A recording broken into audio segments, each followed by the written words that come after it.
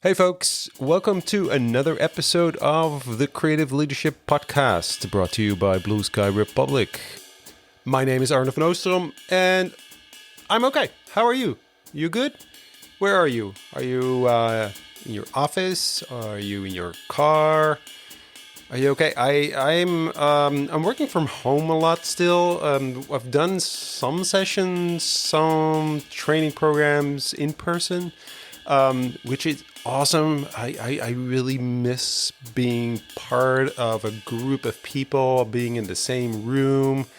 The energy is different. The human connection obviously is different. I really miss that. But at the same time, I'm kind of an introvert, to be honest. You might not be able to tell because I can talk a lot and I do kind of come across as someone who could be an extrovert sometimes, but I really am not. No, I'm an introvert. Anyway, I'm okay with that, and I'm okay with working from home. I really enjoy that, and I like doing this podcast because it allows me to talk to people and ask them all kinds of amazing questions that otherwise I would not have dared to ask them, which is cool. So I'm fine. I hope you are fine. I don't know how the pandemic is going for you right now. Here in my country, the Netherlands, we kind of said, well, let's not have that anymore. It's gonna get, we're kind of fed up with it, and we were like, well, yeah, not in the mood for a pandemic right now. So we kind of said, well, let's just not have it. There you go. Problem solved, folks. Yeah. Yeah, exactly. So, today on the show, I am pleased to have Morgan Duta as my guest. Morgan is part of Blue Sky Republic. I've met her when she was doing a course on Imagineering, and I was running an experiment with her cohort. This is basically how we got to know her. So we have some connections, but there's something else that I'm very excited about, is that she's going to be a co-host of this show.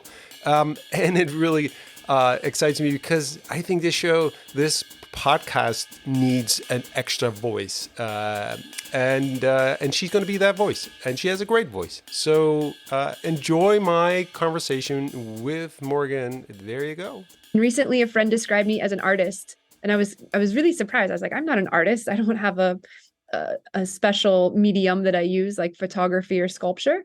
But then I thought about it, and I think that I maybe am an artist. And so I'm kind of embracing that for myself more often. But I'm a thinker, I'm a creative, I'm a artist, apparently. Um, I'm a designer. Of course, then you can move into the professional things.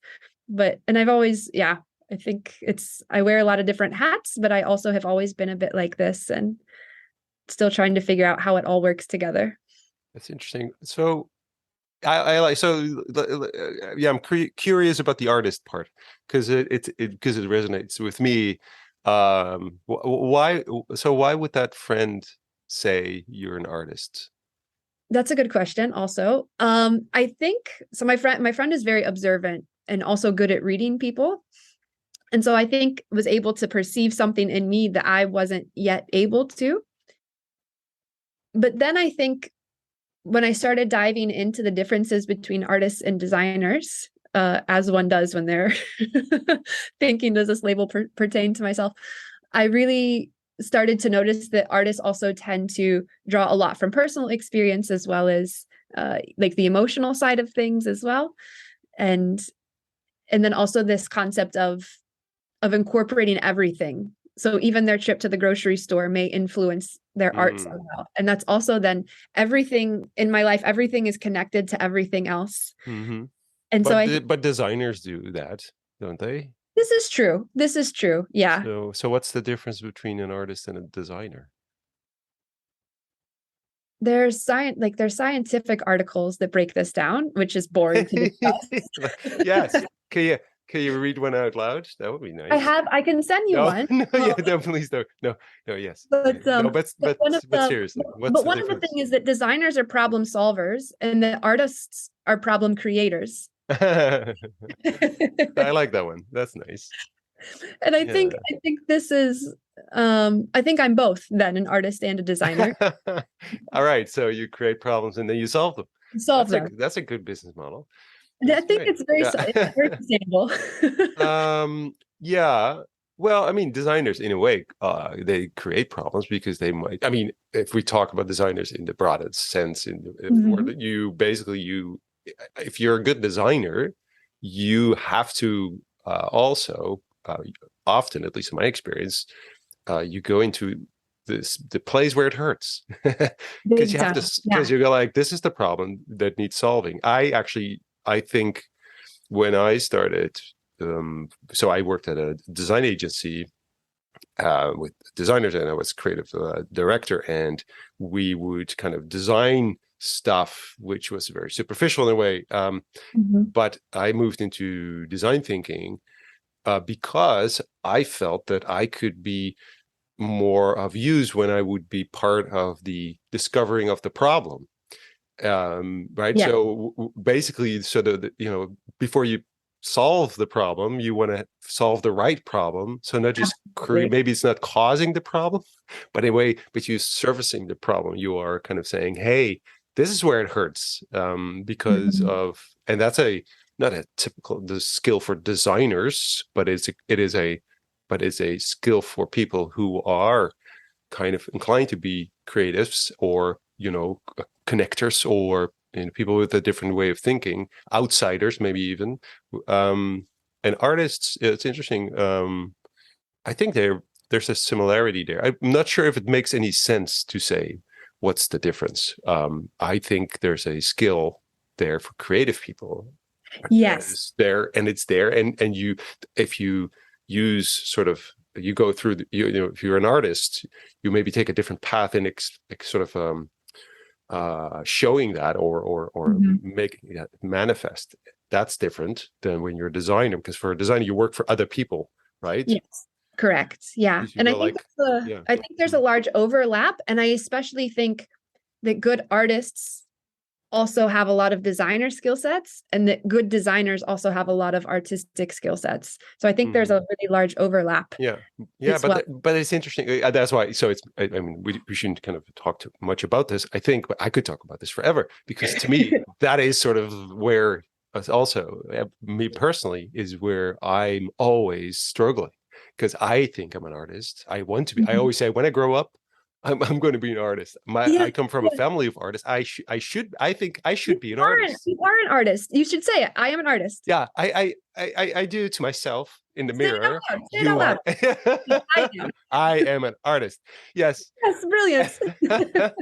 I am. I feel like that. But there is so I don't know if that's something you also feel, because I maybe I sense that a little bit when your friend said, "You're an artist." You go like, "No, I can't be." That's like, no, Yeah, that's I'm not. exactly what Right? happened. Yeah, Yeah, because with I think I am, but you can't say that out loud. You can't, because there's a bit of like I think I am. I would like to be, but can I claim that? Can I be that? yes, Can I? yes. I met so this is a super interesting story. I was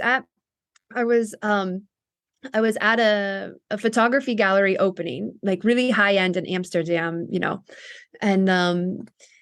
and was meeting some of the people there.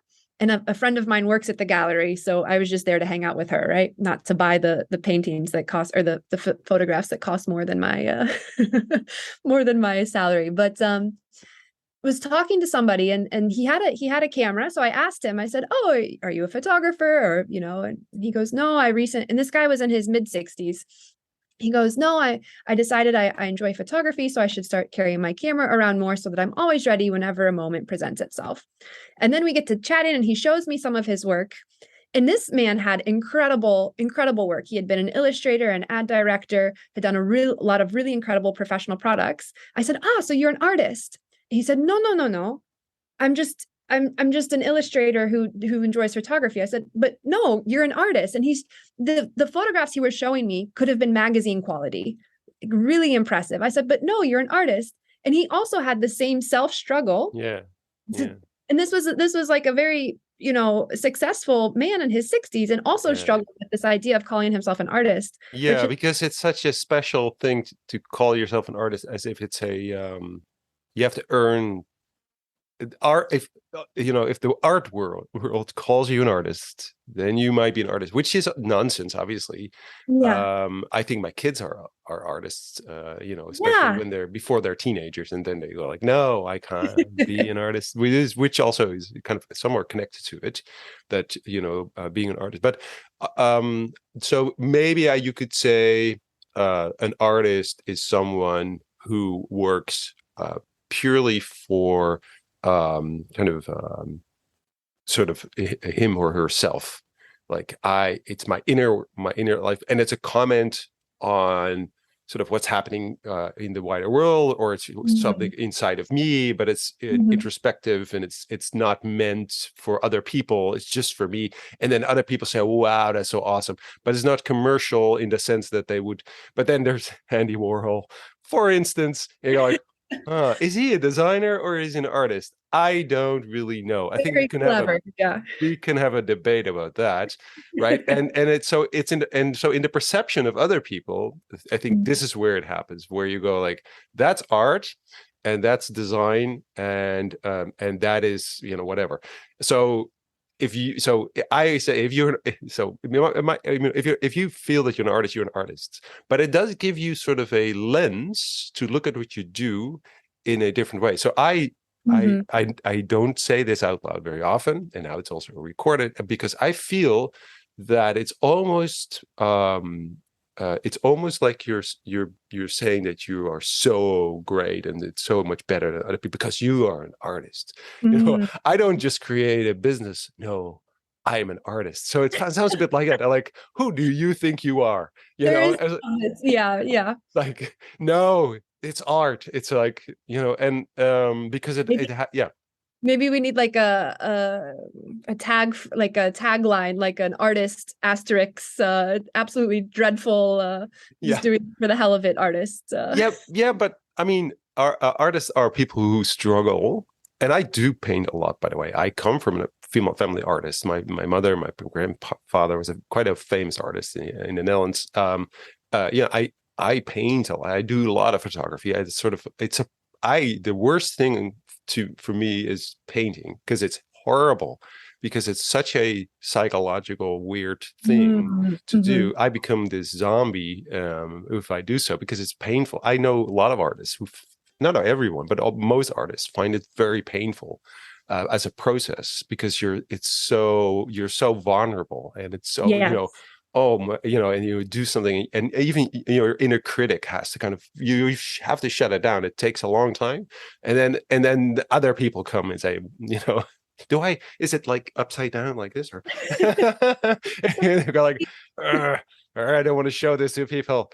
But it sounds arrogant. It sounds arrogant because it has this stigma, and if you say it's an artist. But I seriously feel that the artist in me allows me to be free and explore and experiment. And when I created Design Thinkers group, to me, and again, I don't ever say this out loud, because I feel it sounds like a weird thing to say and almost arrogant. But to me, it was I was making art. I was coloring in things. I was like, let's try this and let's do that and do. I wasn't thinking about it in a linear, structured way, or in a process way, or at all. It was exactly, if I paint, I do exactly the same. I do the same thing. It's not a different attitude. It's not a different attitude towards doing things. Anyway. So I'm no, this is not. But it also kind of lends me, but I'm like that. But it also lends itself to this emergence process that comes up so much in everything, right? Exactly. If you sit down to paint something, to write something, to photograph something, and you have an idea, this is what I want to convey or capture. Yeah. And there's always going to be something that influences that process. And I think that's kind of some of the magic that you can allow that comes into play with art, because your cat walks across a painting and all of a sudden you have something that you didn't expect, something that you weren't Yeah, anticipating. And so I exactly. think design, and especially mm, as I watch some of the design processes happening, you can see how sometimes all of that magic just gets thought out through the rational mindset. So I Yeah, think the most exactly. impactful design for me is when you can allow that magic to also exist as well. I like that. That's a good point. Yeah. So it is because, yeah, and again, I mean, generalizing artists because there's, a diverse group of people, obviously.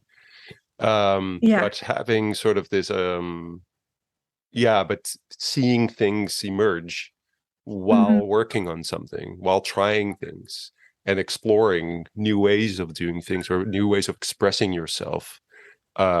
That is that to me is what I call art. And so that is an artistic way of kind of looking at things. But it's I think it's almost unhealthy to try to kind of distinguish art from design or design from art. Obviously there is something there because you have Mhm. to apply, so it's almost like applied art. It's like, I use my artistry, my being the artist. I come into a company, and companies have done that, right? So they've asked artists to kind of come in and look at what they, and just Yeah. comment on their business because they have a completely different look, point of view, and totally different reality. So yeah. Anyway, so so you're an artist. All right, we've established that. So it took a long time. Sorry. So it's such, I feel that such a, I think it is important. And Yeah. also, so connecting that, so I just mentioned to you Mhm. about my kids, like when they were young, they're all artists, and then they get kind of school educated out of it. Yeah. So how about you? Where did you go to school, and how was you, what kind of kid were you? Yeah. A great question. Um, so I've been to school in many places. Okay. And I think um I guess this is grew up going to public school, and then I was um socially awkward, I think is the phrase we use. Why? What does that mean? Like I didn't know how to get along with the other kids. I was always reading books. I was super smart. I would finish these, like the teacher would hand out a worksheet. I would finish it in 5 minutes and it would take the class 20 minutes. So I would be sitting there bored, causing trouble for all the other kids. Really just kind of became this what Ah, do you do with Morgan style situation. um but I was so curious about everything. Was constantly reading books, would every week come home with a whole new tote bag full of books to read. I really enjoyed being outside. My dad also had a workshop, and so we were constantly building things, and ah. trying things in the workshop. So really, um, now looking back, I mean, of course, when I go to introduce myself, it's I'm also trying to figure out who I am, right? And looking back, I can kind of see how these pieces are starting to fall together. Um, because then when it came to school, so then I was homeschooled for 4 years, which was really, Hmm. really interesting. Decided to go back to high school to play sports. So I played sports and then did the whole university path. I'm from the United States, so a bit, you go to high school and then you do university and have this traditional university experience. But I ended up jumping around. So I first started studying journalism, but when I would be at the library to study, the drinking fountain was near the design books. So every time I'd go to fill up my water bottle, I would be distracted by these design books. And I was like, okay, I don't think journalism, I enjoy writing, Hmm. but I'm also really intrigued. And so I talked to a career counselor and I said, I want to design products because in my mind, industrial design was, I didn't know that that was a thing. And I just thought that there could be interior designers, graphic designers, or fashion designers. There was no design world bigger than that for me. So I went to a career counselor and she said, oh, you want to design products? So I think you should double major in art and engineering. Mm. And I said, this sounds terrible. Like, these are two of the most difficult degrees someone could possibly earn. And to double major in both of them really does not sound like my thing. So she says, well, go talk to the interior design teacher. Maybe he has an idea. So I walk in, I explain, and he looks at me like I'm an idiot. He's like, you mean industrial design? I'm like, what's industrial design? He's like, go home and Google it. Like, really dismissive. Really? So of course I go home and Google it, and that's exactly what I wanted to do. So then I studied industrial design, and actually got sick for a few years, and so then had to drop out of my studies. For a few years. Yeah, and I didn't realize I was sick at the time. So then this super interesting. So I actually had a sleep disorder. So my body didn't make enough of the chemical to say that I was awake. So I was just constantly exhausted. So I could sleep for 18 hours a day.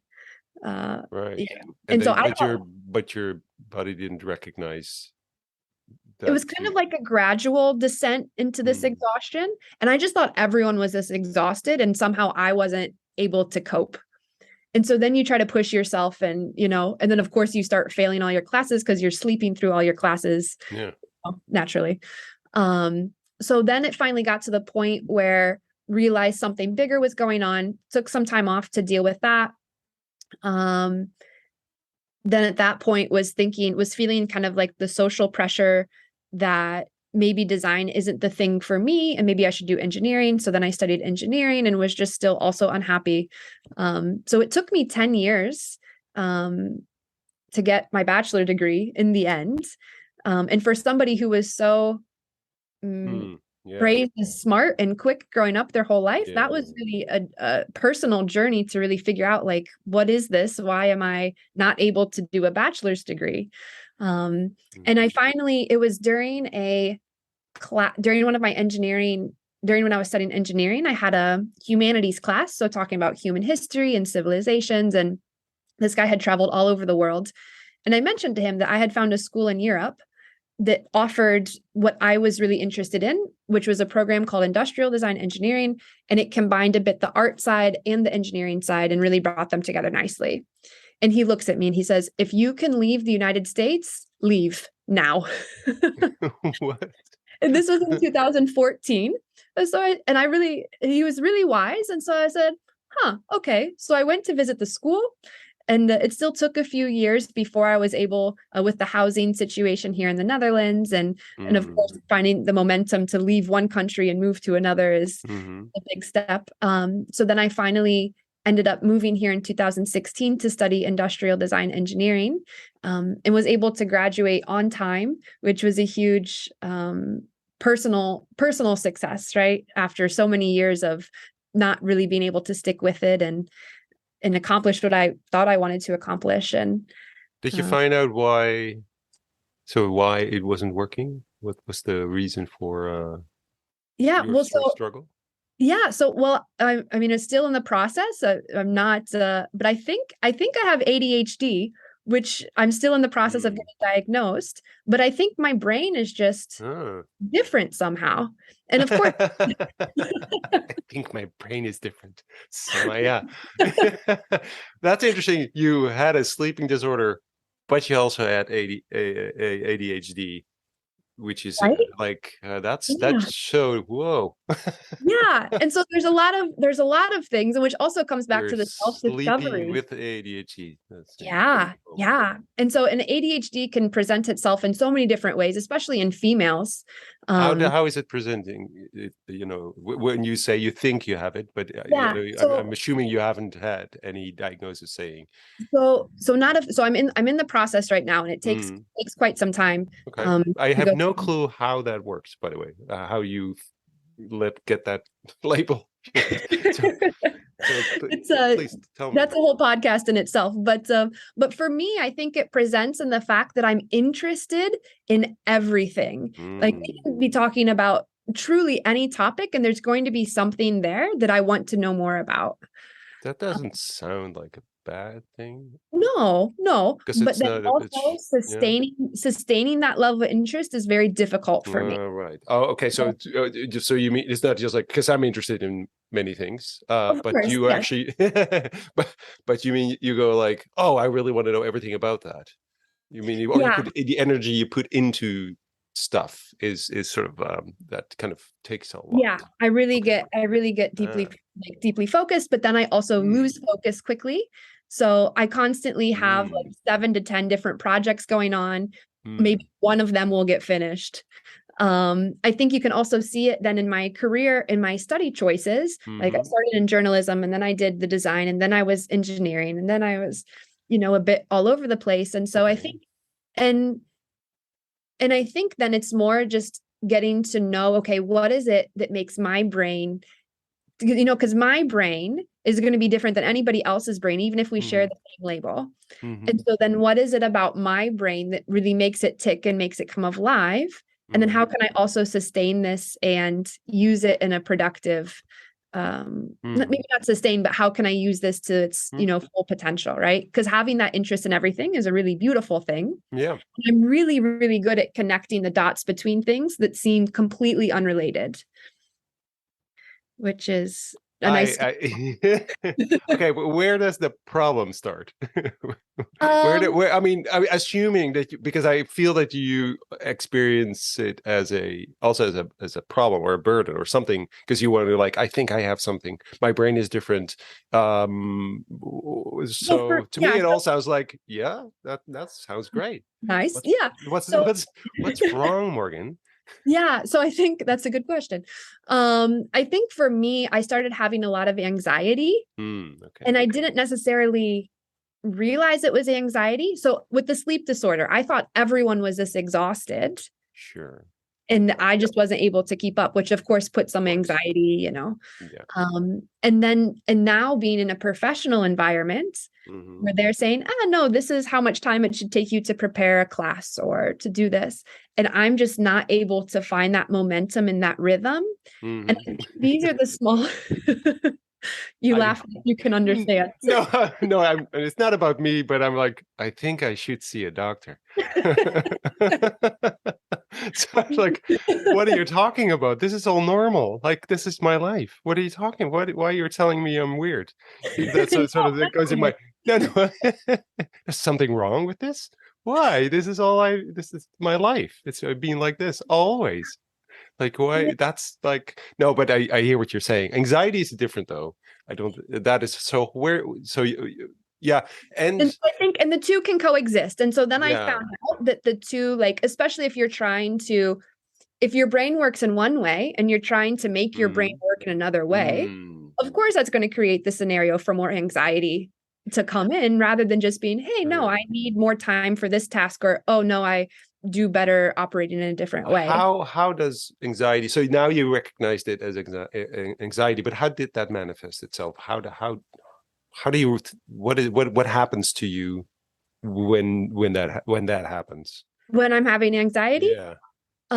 so for me, so my thoughts are usually generally pretty quick. Like I'm having Mm, a lot of different thoughts, but then when the anxiety really steps in, mm, it's like my brain just launches into another stratosphere in terms of the speed of the thoughts and then also focus. So mm. Whoa. if I have to give, I don't know, if there's something coming up that I'm maybe slightly more nervous about, then my brain will just latch onto that event or that topic. Mm, And I can't pull my thoughts away from focusing on that okay. topic. Yeah. So, but then, yeah. Yeah. But it's difficult to analyze yourself because it's all you know, right? So you don't know how other people's brain work. You don't know, right? No, So it's like exactly. so you so And then people are like, you're an overthinker. And I'm like, no, I'm a normal thinker. You don't yeah. touch. Yeah. But other people also don't know because nobody knows. Nobody knows because they also have maybe, maybe their brains are weird too. Who Yeah. knows? Who knows? Who Who knows? knows? And but they don't know because they can't be in your head.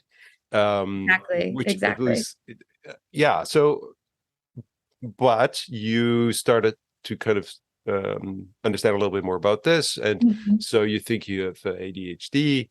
Yeah. Is that something are you seeing someone to kind of get that label? How is that? I Yeah. really don't know how that works. So do you go to someone, to a doctor and say, Yeah, so you would sign, yeah, exactly. So you'd Where sign do I up. sign up for ADHD? So first in the Netherlands, you have to go to your GP Yeah. and you have to explain, okay, these are the reasons why I think I should be I need additional support, Mhm. or that I think there's something going on. The Yeah. GP hopefully agrees with you and will write you a letter to Exactly. get Yeah. into a Yeah. specialist. Yeah. So then you have to find a Gatekeepers. specialist. Yeah, exactly. So then you have to find a specialist that accepts your insurance, as well as a specialist who's also accepting new patients. Ah, right. Yeah. Yeah. So then once you find the specialist, then you put yourself on the waiting list. And then you wait Mhm. and you wait and you wait until Mhm. they finally will How long bring did you wait? I waited October to March. So that's October, November, December, January. 6 months. Okay. Yeah. Yeah. It was quite an intense 6 months, because Mhm. like that you, and at the point that I was at, the anxiety was so extreme that, and then, oh yeah, we can help you, but only in 6 months. Yeah. It really feels like, how am I going to make it through this Yeah. time? So then you get on a waiting list, and then they will do an assessment. And it depends on how, because a lot of these, of course, I'm in the Netherlands, so the assessments were in Dutch, but then they had to translate them in English. So I'm also questioning the quality of, Mhm. did they really catch, and were they able to fully understand the situation? Yeah. Sure. So yeah, so the last few months I've just been having, and they realized that they weren't able to fully assess me on the scale that I needed because of the language barrier. Uh, And they said, well, like, we can put you on a waiting list at a new institution, or we can just offer you normal therapy right now and try to help a bit with the anxiety. And so I decided, okay, right now what I need is just some support for the anxiety. So then I'm still in that process to get a proper, thorough assessment that can be done. Yeah. So it's really a journey as well. yeah. Yeah. Yeah. Yeah. It's terrible. No, it's really terrible. Yeah. If you really need help, especially on when you need help on a psychological level, Mhm. it takes so long. It's really, yeah. Yeah. Yeah. But is that something you? What if they say no? You don't have And I was just ADHD. thinking about that. Yeah. Like, oh, no, Morgan, Are you're you good. then like, wait, no, I want it. Yeah. Would it? That's, No, sometimes it's nice to know what's wrong with you, right? They'll go like, oh, we know this is what's wrong with you. Here's a pill or something. yeah. And I mean, Or I don't think it will be a pill style situation for me, but also in design, right? Like, we yeah. want to identify the proper problem so that we also Hmm. start designing the Yeah, solution exactly. You can for go the like, proper okay, problem. yeah, here it is. This is what's wrong. But Yeah. isn't so would it be the disappointment, do you think? If Yeah. you go like if So they if say they no. tell me, so if they tell me that I don't have, I'll probably still be skeptical, because in my heart, You like, go, I feel like there's something different. yeah. But Oh, okay. then at some point too, and especially because it's not like, mm, it's not a life or death situation, and a Hmm. lot of the support that you get when your brain is different is then just, okay, what are the tools that you can use in your life to help make Hmm. things work for you? Hmm. It's not, and But you don't have to wait for exactly, the label, exactly. right? So So there's I've been no, you don't have to go like, I need to know, and then I start doing Exactly. something about that. So I've been doing a lot of my own research, Yeah, for sure. and implementing these tools, and hey, okay, this is what I can do to make it easier for myself. Yeah. So I've already been doing some of that, and But knowing this, if you look Mhm. back, when you were a kid, is this? Yeah. I mean, so that this is something that maybe now makes sense, right? So you go like, Mhm. oh, this is why I was so difficult to handle.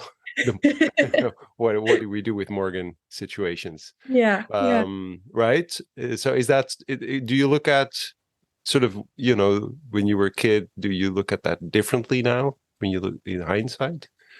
You go like, oh, Yeah, it makes I think it sense. definitely helps support the point where I'm at now. Like, oh, okay, why did I want to just spend so much time reading books? Why was I so interested in, Mm, in learning all these different things? Why was I so I taught myself how to read when I was 3 years old.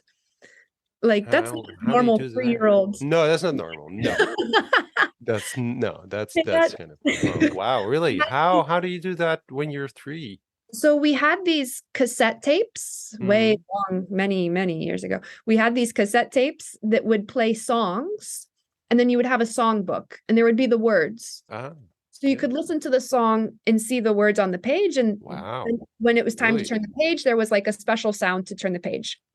But somehow we had a ton of these books. So I would just sit in my room listening to these songs, reading these books. And the story goes that one day I came out of my room. I was like, Mom, I can read. And you were, and they Very caught you cute. with a book with Dickens. They're like, hey, Mom, what are you doing? Yeah. Wow, really? And so That's she's like, amazing. and I was like, no, Mom, I can read. I can read. And she's like, okay, what's this? And she points to a word and I read it. And she points to another word and I read it. And then she's like, oh my God, she can read. Wow. Because I mean, that obviously is amazing. But so I don't know how brains work. Me neither. No, not many people do.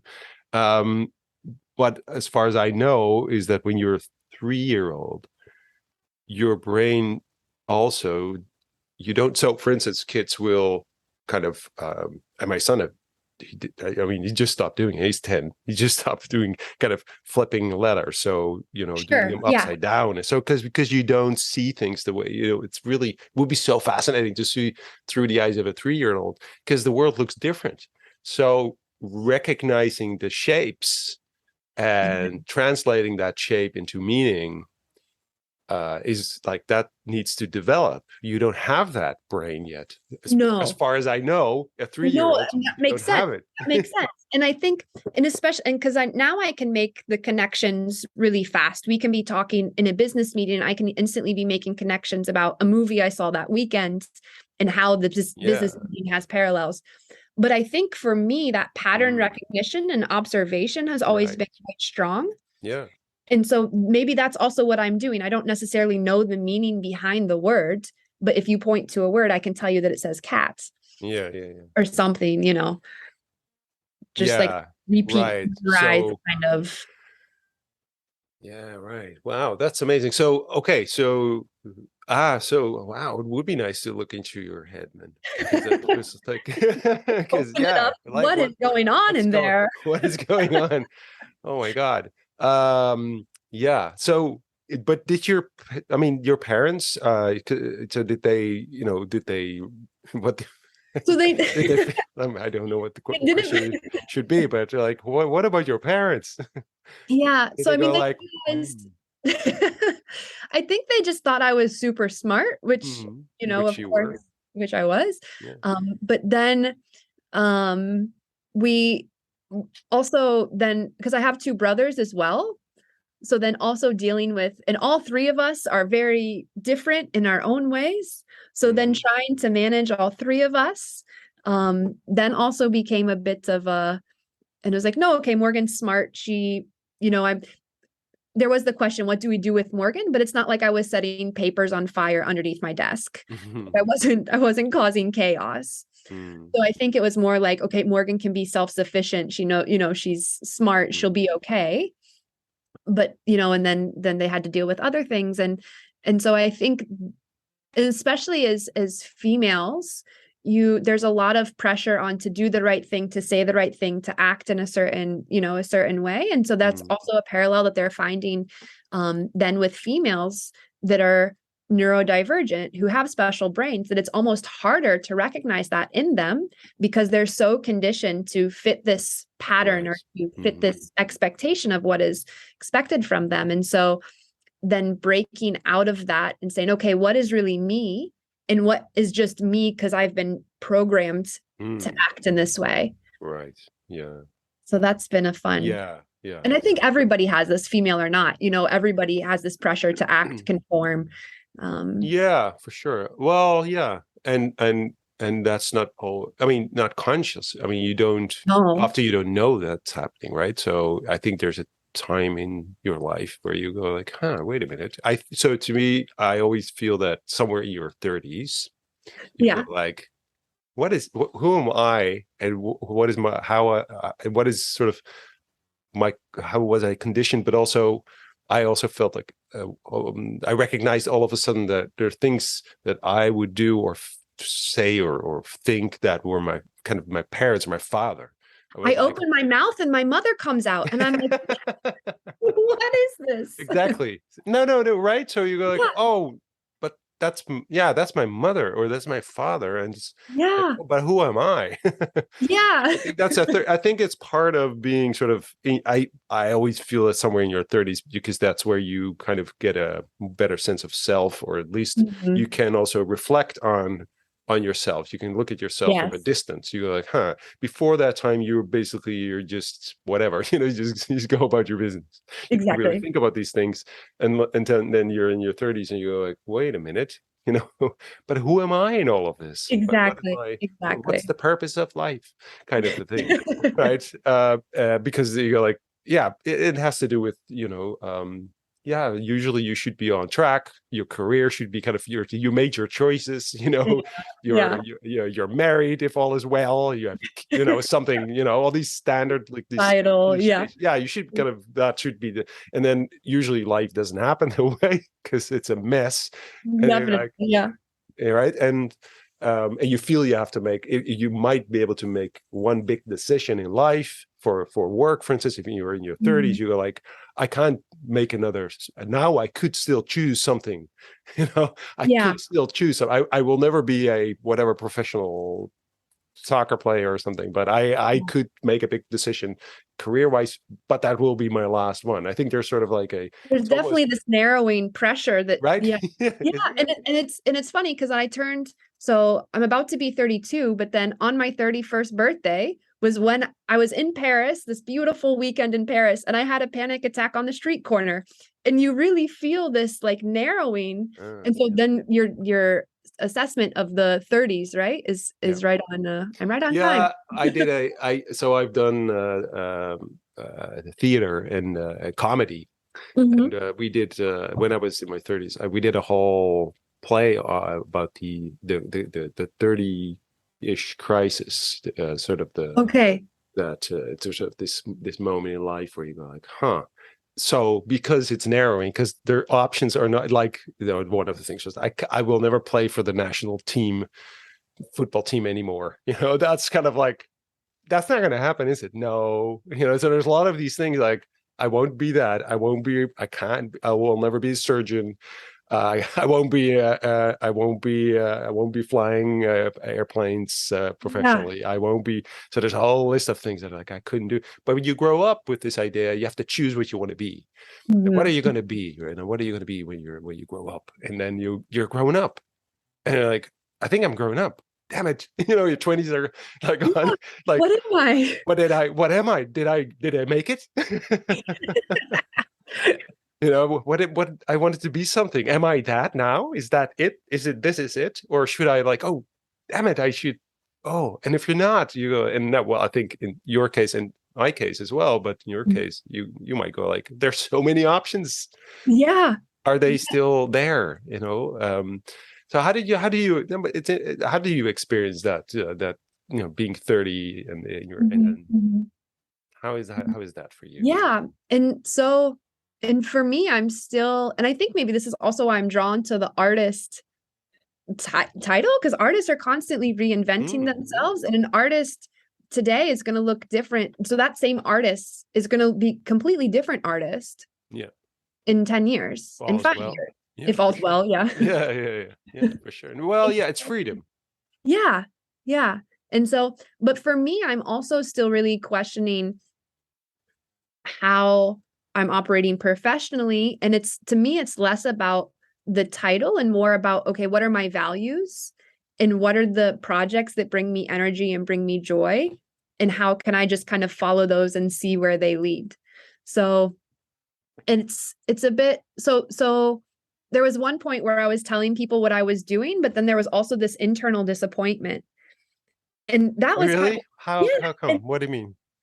that I wanted to be something else. So to say what I was actually doing, which wasn't the dream, I wanted to be a designer. I wanted to be making things. Hmm. And then when I told them well, okay, and I've come more to peace. So I'm a lecturer at a university, and I've come much more to peace with that. But the first year there was a lot. The way you, even now, the way you say, I'm a lecturer at university. This is someone in Hollywood who's a waitress and actually wanted to be an artist, a movie star. Yeah, exactly. I'm a waitress. Which is so I'm actually a movie star. I'm an actress, really. Now I'm a waitress now. But I'm working on a movie, and so that sort of your lecture at a university is actually pretty cool. But but I know what you're saying. I know what you're saying. And when I look at my own values and the things that I'm interested in, being a lecturer at this department in this university aligned so closely with what I'm like. I value connecting with other people. I value helping people. I value education and learning.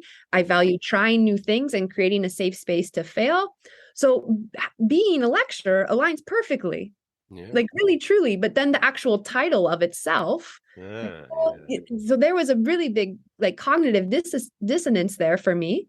And so I'm embracing it more this year. This is my second year in the role. And so I'm having a lot more fun, which is really good. But it is really interesting how we deal with these labels or these titles. So even coming back to I am an artist, but I'm also going to hesitate to claim that for myself is, we're so interesting. You're an artist and you also teach. So. Yeah.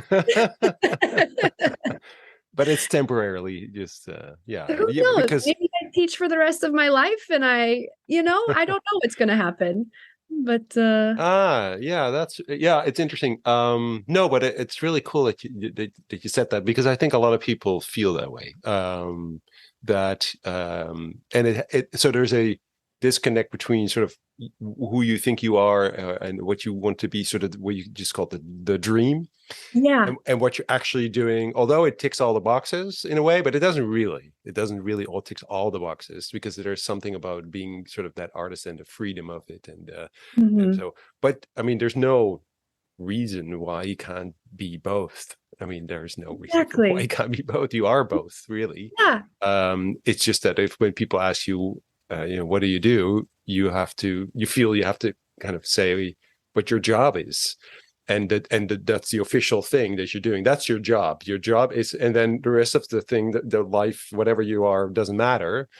Which is also weird, because to me, you are one thing. One of the things you do is teach, but you do so much more. Yeah, of course. Right. So it's like, I teach too. I teach, every Wednesday I teach at a design school. I'm a teacher. I like being a teacher, but I don't see myself as a teacher.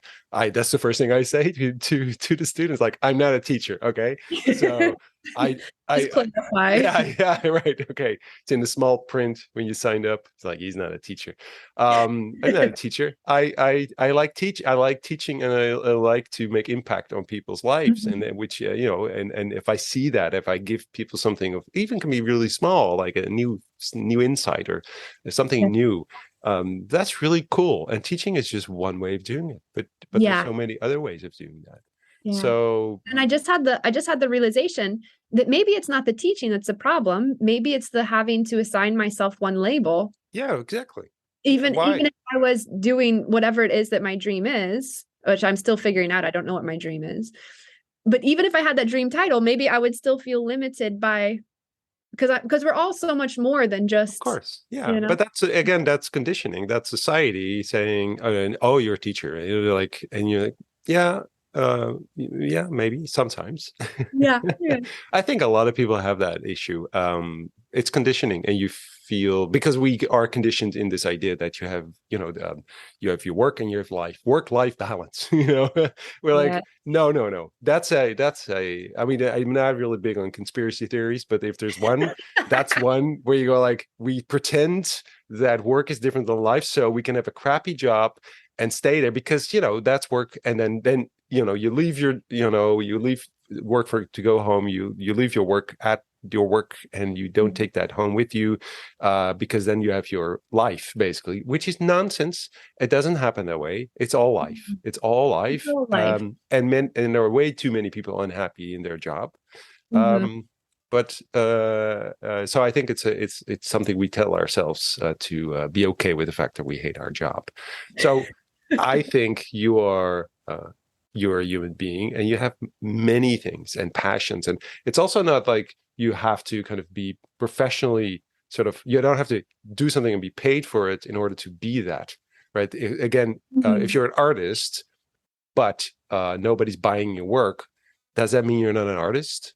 I mean, Van Gogh is an artist. Nobody bought his work, and That's true. he was really bad at drawing. Really, he was not a very good artist. But he made use of his sort of his not being skilled by keep on trying until you came up with this unique thing that it really touches people emotionally. All of a sudden, no, no, he will never know because he died Sadly. poor. Yeah. But there is so, but I mean, so there's no point in saying that you're not an artist or you are an artist or you're not being paid for this, so then you can't claim that as being that person. So if you're, I would say you're an artist, you're a designer, you teach, you do many things, and which is Yeah. great. And so, and you're still very young, and I can tell you, when I was 30, 31, 32, I had no clue what I was doing. I was not teaching at a university. I can tell you that. I was I was making a mess of my life. Ah. Yeah, which turned out to be great in the end, because it's actually that being sort of that chaotic person and being able to connect things that other people are not Mhm. connecting. That's the thing. So Yes. Yeah. being sort of I call that the space in between. This is where you can live. This is awesome. There's a great place, and you have to kind of every now and then, join one of those fixed kind of spaces, a Mhm. university or or a firm or a corporate or whatever, Yeah. but being in that space in between is where, that's the cool place, because There's this a is lot where of, yeah, and yeah. there are a lot of people there. Sometimes they don't know they're there. But I think that's yeah, from all the interviews I've been doing, and also the people that I know in my network, a lot of people are there, but they feel they have to kind of find a fixed position somewhere, and that becomes a label, and that is Yeah. then the thing they are. But that's not who you are. It's just No, one of the things. exactly. And usually, and I think, like, I'm in seeing how life goes, I think that we move from one fixed thing back into this Yeah. transition space. And you were Yes. kind of talking about that earlier, like you're at this, just Mm. a transition space, and Yes. how do you also get comfortable with stepping into that transition space, saying, yeah, okay, I was this, and now I'm going to Yeah. see whatever Yeah. comes my way. And Yeah. I love that space. yeah, it's That's terrifying, not a transition. also It's not a beautiful. transition. Yeah, but it's not a transition space. I think that's actually not what it is. It's the space. The space. That is the place. It's just that you think you're transitioning from one space to another. No, it's that space in between is the Mm. space to live. That's what it is. That's where I found many years ago, 17 years ago, I found design thinking to be there.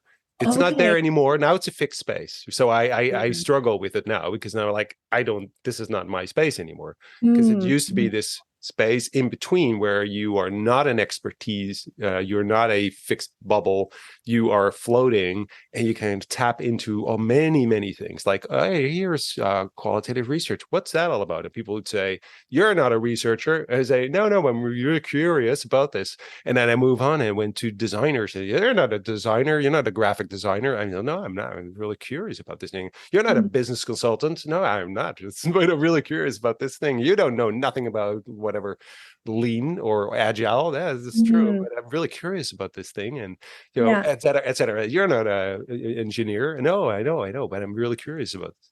So basically, what you described when you about you, especially Mhm. even when you were a kid, going like, I'm really curious about all these things. But now too, I think that is awesome, except that you have to manage your own energy. But I Yes. think it has something to do with, and again, I'm not a psychologist, but it has something to do with and knowing that that is the place. You don't, Mm. accepting, because you just a couple of minutes ago you said it's the anxiety comes because you want to kind of change the way you think, because you Mm. feel you have to think differently. You have Yeah. to kind of be able to focus on something, and I say, from my, and I'm not like you, because I'm not that smart, but seriously, Clever, Arnold. You're very I first of all, I have dyslexia. Still can't read. So there. So reading has nothing to do with intelligence. I know. But no, but my point is that it is actually accepting that is what it is, Yes. and then Yes. knowing that there is a place out the side, where that is accepted. Actually, it's treasured. It is needed. There's a hunger for people like you who do not think the way other people think, or who are conditioned in such a way that they can't do this anymore. You are someone who could not be conditioned to think that way, and Yeah. that is painful. And maybe you get a label, of you, or you have Yeah, sure. ADHD or something, but it doesn't change anything. It just means that it's about acceptance. So I think that maybe helps you with accepting the fact that you are that way. Like That's my dyslexia helped to say, oh, I have dyslexia, so my brain works differently. yeah. Right. So that's helpful. And then, but it's more like it helps you be more secure with who you are, but it Mhm. doesn't change who you are. So, No, not so at I, all. so that's my, there you go. Yeah. See, there is so. Well, that is wisdom. That is wisdom right there. And I think the that peace and that acceptance is really powerful. And so the more that we can step into that, whether it's saying like, no, I am an artist, or Yes. yeah, Well, okay, I just step into it. Just go and step into it. I mean, it's an awesome site, and it's scary because Mhm. I mean, if that scares you, if that makes you feel vulnerable, it's the right place. Yes, Then yes, yes. actually, in your heart, you feel In it, your like heart, that's there's where I something. want to be. Yeah. So Exactly. that's where you are. It's just that you have to acknowledge it to yourself and be brave.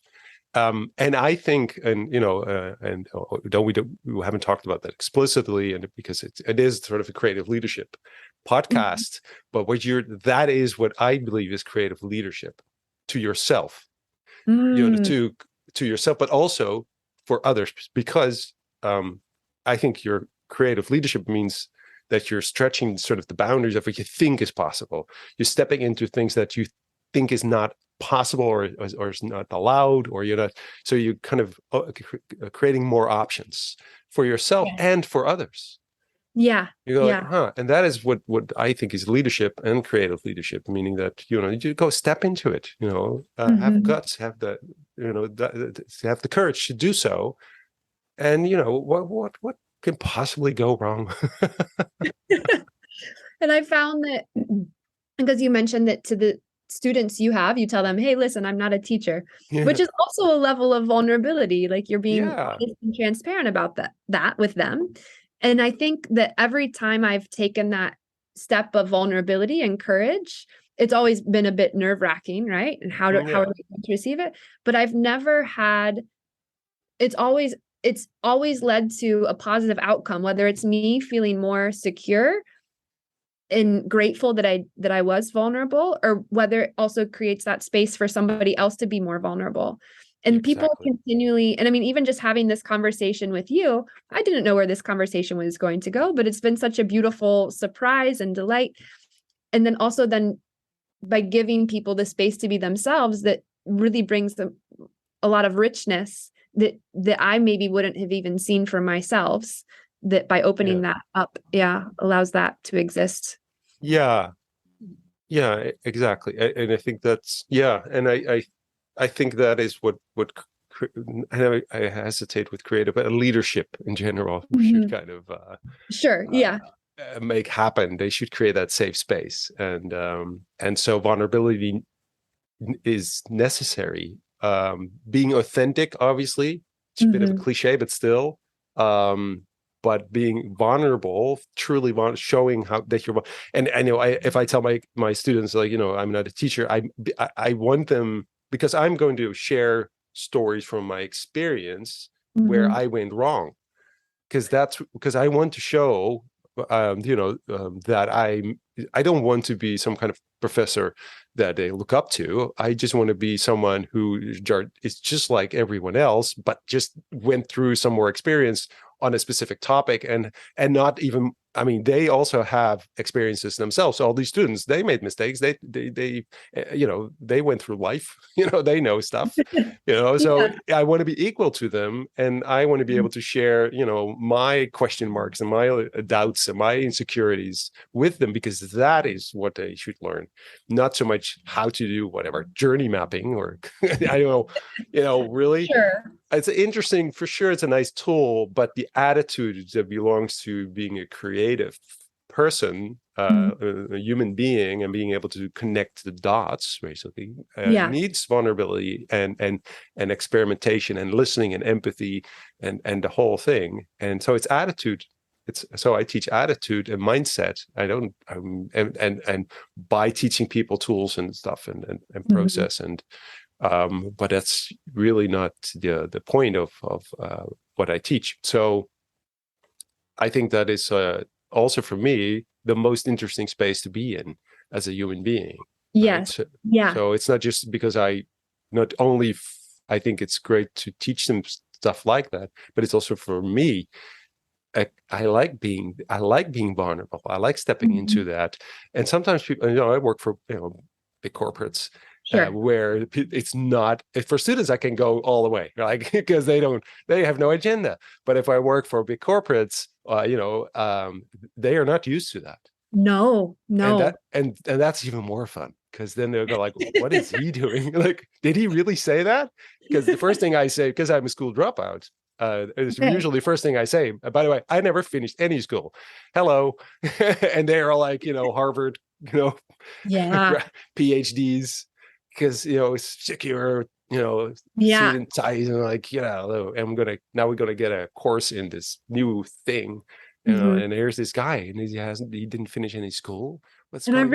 I really love that, because it instantly, it just creates it's this unexpected component that these Harvard suits and ties aren't necessarily expecting, but then it's also genuine. They've all experienced something in their life. Of course. It's been difficult. No, they're not perfect. No. They're not, but allow them to not be perfect. So it's your attitude and your behavior that kind of, and not everyone will accept that because they're too insecure, but it's about that's their own insecurity and their own kind of programming and the way they are kind of wired. And so that's a bit of a challenge, but definitely. But I think that is, as a person, it's a really good place to be. So stepping into that, and I think you're there. So thank you. And it's and I think then what challenging them to not challenge, maybe inviting them is a nicer word, inviting them to also meet you on that space. Like, I'm going to be vulnerable. Maybe somebody else can also join me on this level. And I think that also comes back to the conditioning. Sometimes I notice that I shift my behavior or how I'm approaching things to meet where other people are at. But I know that for myself, that being vulnerable and bringing my whole self to the table is always more rewarding, even though it's harder many times. And so that's kind of been the thing that I've been thinking about the last few months. Like, how can I continue to hang out at this level, even if I'm by myself? And continue to invite people to join me. Yeah. Okay, so if you think, I mean, I know you're still figuring out your dream and what it's going, but what's next for you? What do you think? Yeah.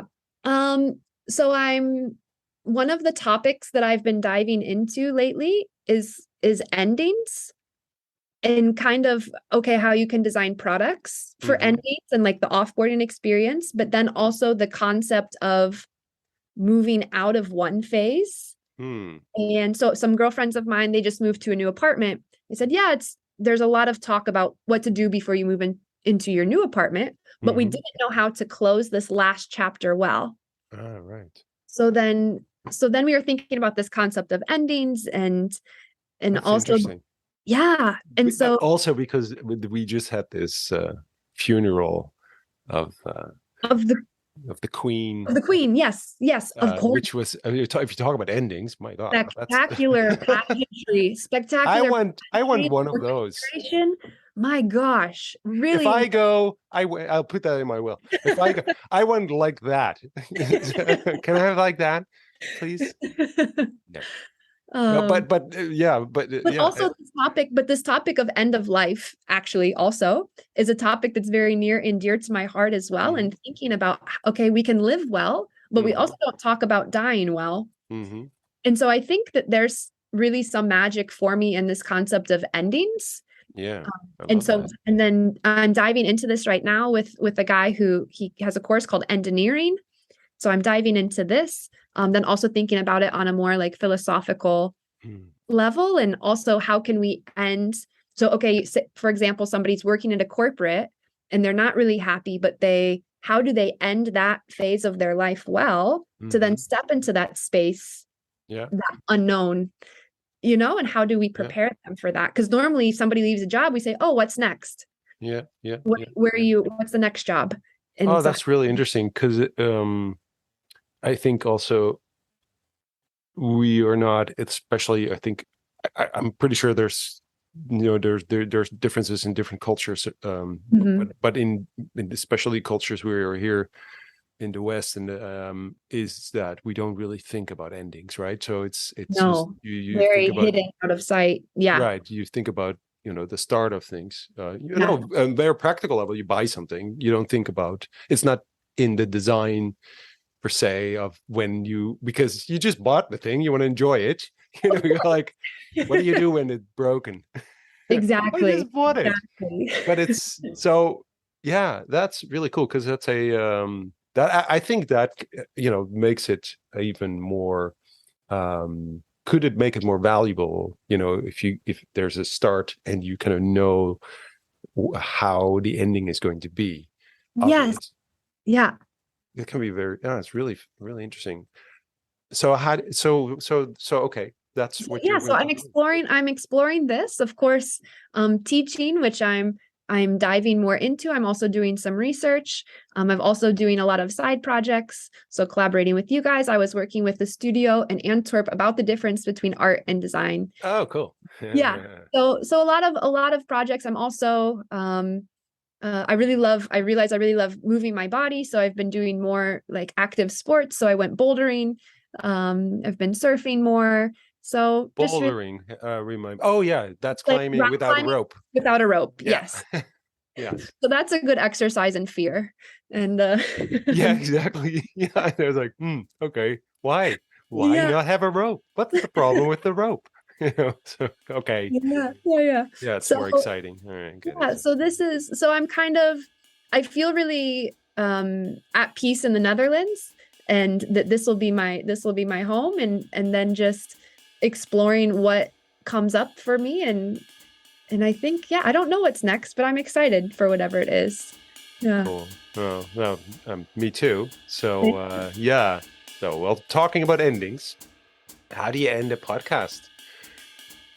This is my first podcast, so I was hoping you would have some insight on me. Yeah. No. Well, you say goodbye and you say thank you very much. That was really, really nice talking to you on the podcast, and we will be following you and seeing where this is going to lead. Because please. Yes, lovely. Thank you so much for having me, and also really great conversation, and really enjoyable.